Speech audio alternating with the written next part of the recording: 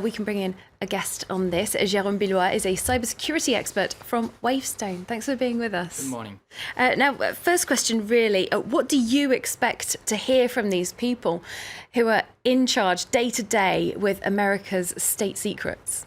I expect to have more information because so far in the report that have been published, the evidence, they are very weak. Mm-hmm. There are a few technical evidence, but you cannot prove that the Russian did the attack with what has been published. So there is I'm waiting for more information to understand more the situation. And whether it's Russia or anybody else, in your personal opinion, how easy might it be for cyber hackers to hack into, to influence something as big as the American election?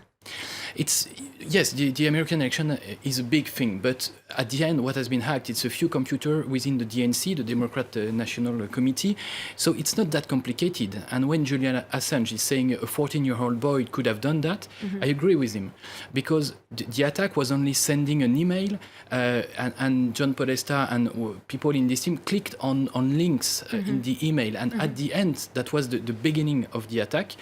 And the political party are, by definition, organizations that are very open. They have to exchange a lot of information with a lot of people. So they are very weak in regard of information security. We heard there from John McCain calling this an act of war. Do we have to recalibrate our definition of war for a new cyber age? No, I think it's going too far. Clearly, because cyber war has been defined by a group of experts linked to NATO as an act that has effect in the physical world. By that I mean people that could be wounded or dead. So we are not in that situation. We are in a destabilization situation. So it's going a bit too far, maybe to make his point. Mm-hmm. But no, we are not yet in cyber war. That is something that is feared by many states, including France and other countries in the world. But we are not in that situation so far.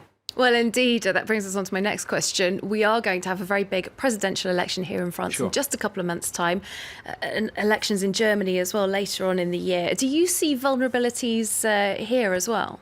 Yes, there are plenty of vulnerabilities in France, in Germany. Why? Because the information system has been conceived over the last years by assembling things that are weak in regard of cybersecurity. Cybersecurity was not a top priority for the last year. So the situation is changing. Mm-hmm.